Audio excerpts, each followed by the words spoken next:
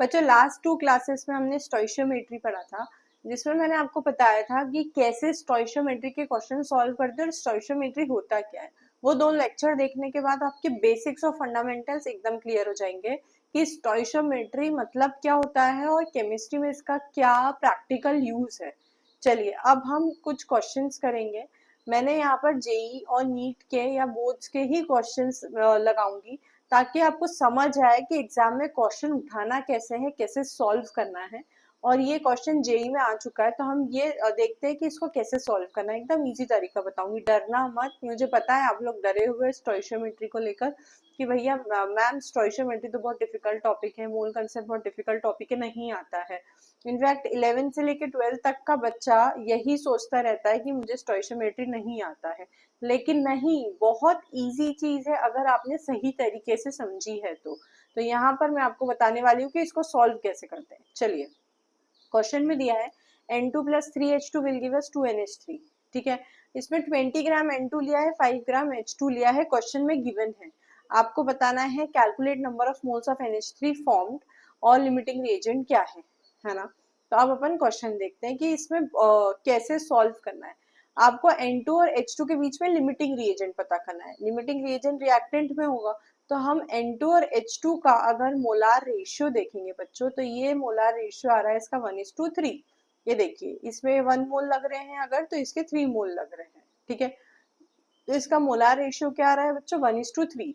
अब यहाँ पर आपको दिया है 20 ग्राम्स ऑफ N2, तो 20 ग्राम्स ऑफ N2 मतलब कितना मोल हो गया, 20/28।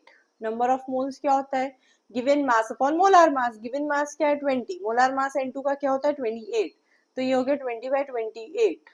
ठीक है, तो अब 20/28 क्या हो गया, number of moles of nitrogen given है, जो कि आपको क्या दिख रहा है, इसका डिनोमिनेटर ज्यादा है मतलब 1 से कम है। समझ रहे हैं आप। तो हम यहाँ पर अगर इसका निकालेंगे तो कितना आएगा ये नंबर ऑफ मोल्स, तो यहाँ पे मैं लिख देती हूँ x number of moles. Unitary method से कर रही हूँ, रेशियो प्रोपोर्शन से, सिंपल कंसेप्ट, हमेशा ऐसे करेंगे आसानी से हो जाएगा। तो आपका हो जाएगा 1 × x = 3 × 20/28। ठीक है, चलिए x की वैल्यू क्या हो जाएगी आपकी, x की वैल्यू आपकी आ जाएगी कुछ, आप इसको जब सॉल्व करोगे तो इसको 4 से काट देते, 4 5 जा 20, 4 7 जा 28, तो 15/7, 15/7 कितना आ गया, 2 पॉइंट समथिंग, है ना। तो ये क्या आ गया अपना 2 पॉइंट समथिंग, मतलब 7 2 जा 14, 1 बचा, पॉइंट लगाया तो 7 बन जा, तो 2.1 मोल। 2.1 मोल मतलब कितना हो गया बच्चों, हाइड्रोजन का मास कितना होता है, हाइड्रोजन का मास 1 होता है और H2 का मास 2 होता है, तो इंटू 2 करोगे तो कितना हो जाएगा 4.2 ग्राम। तो 4.2 ग्राम आपको लग रहा है और आपको दिया है 5 ग्राम, तो आपको ज्यादा दिया है, जितना रिक्वायर्ड है उससे ज्यादा दिया है। तो इसके लिए क्या करेंगे, इसको बोलेंगे ये किस में प्रेजेंट है, एक्सिस में, क्योंकि जितना रिक्वायर्ड है उससे ज्यादा दिया है। तो N2 क्या हो गया आपका, लिमिटिंग रिएजेंट। ये समझ में आया ना, लिमिटिंग रिएजेंट निकाल लिया हमने। ठीक है, तो N2 लिमिटिंग रिएजेंट है। अब हमने जो मोल निकाले हैं ना यहाँ पर, वो यूज आने वाले हैं हमको काय में, NH3 निकालने में। चलिए, तो यहाँ पर क्या हुआ है बच्चों कि इन्होंने पूछा है number of moles of NH3 form. अब लिमिटिंग रिएजेंट से ही आप प्रोडक्ट निकालते हो। ठीक है, ये मैंने बहुत बार बताया आपको कि जो लिमिटिंग रिएजेंट आ जाता है उसी से प्रोडक्ट निकलता है। तो लिमिटिंग रिएजेंट N2 है और प्रोडक्ट आपका NH3 हो गया।